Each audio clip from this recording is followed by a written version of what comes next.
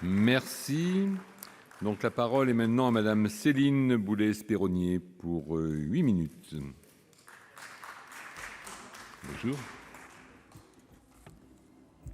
Monsieur le Président, Monsieur le Ministre, Monsieur le rapporteur, mes chers collègues, je me réjouis que l'idée d'une mise en commune de soutien à la création musicale, véritable serpent de mer de la politique culturelle française, puisse enfin se concrétiser dans le texte que nous allons adopter aujourd'hui.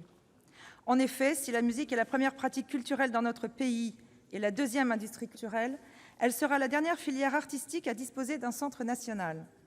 Je rappelle que le projet a été lancé par le président Sarkozy, à l'issue d'une mission dont l'actuel ministre de la Culture était rapporteur, au moment où l'industrie musicale traversait le plus fort d'une crise liée aux nouveaux modes d'écoute, au développement du streaming et au piratage de masse.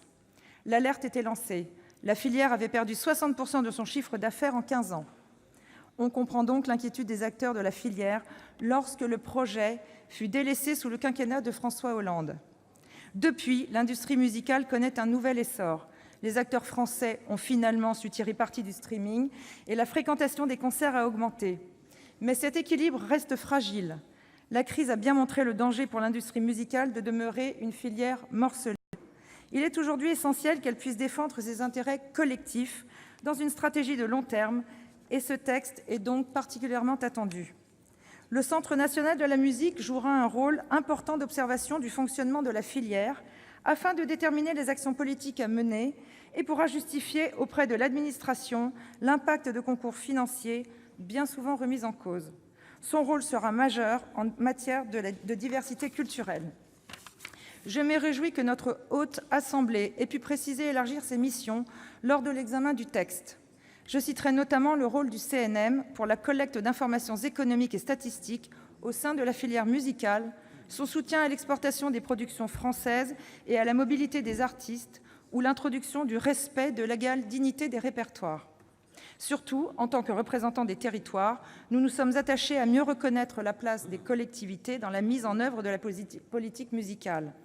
Il est mentionné expressément qu'elles pourront conclure des contrats et nouer des partenariats avec le CNM et qu'elles seront associées au comité professionnel. Je tiens à remercier le rapporteur Jean-Raymond Hugonet pour son travail constructif et son investissement personnel sur ce texte. Un texte commun ayant été élaboré avec l'Assemblée nationale, le CNM devrait être juridiquement fonctionnel pour le 1er janvier 2020. Il restera cependant plusieurs questions à préciser pour l'avenir. D'abord, la gouvernance du Centre national, qui sera définie dans un décret statutaire au cours de préparation, dont nous souhaitons qu'il respecte la présence des différents acteurs de la filière. Ensuite, le budget alloué au CNM pour mener à bien ses missions, qui devra comporter des moyens nouveaux.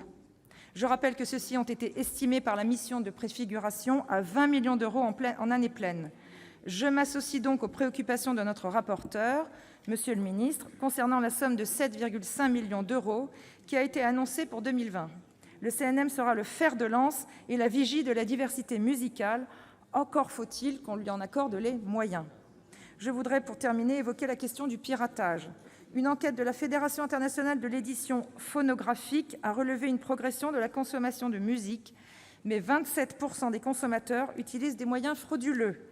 L'écosystème illicite se complexifie avec l'apparition d'une pluralité d'acteurs intervenant en amont ou en aval des pratiques de piratage pour mieux les organiser, ainsi que le perfectionnement des mesures de contournement.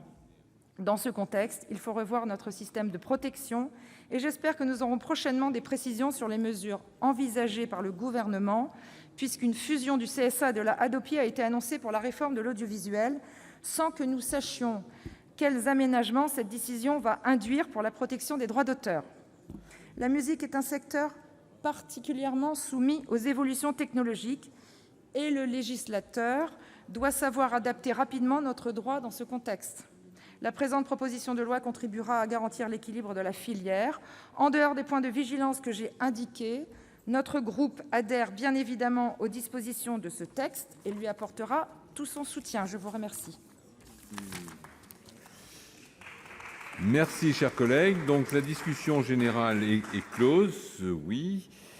Madame la présidente, je vais vous donner la parole, mais je rappelle qu'en application de l'article 42 alinéa 12 du règlement, le Sénat examinant Après l'Assemblée nationale, le texte élaboré par la commission mixte paritaire, elle se prononce par un seul vote sur l'ensemble du texte.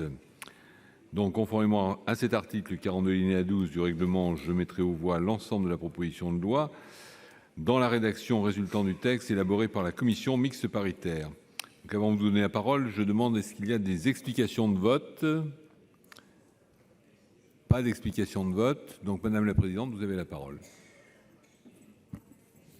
Merci, Monsieur le Président.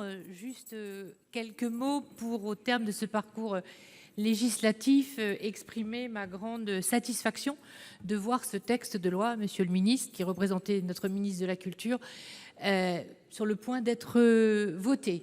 10 ans qu'on attendait cela.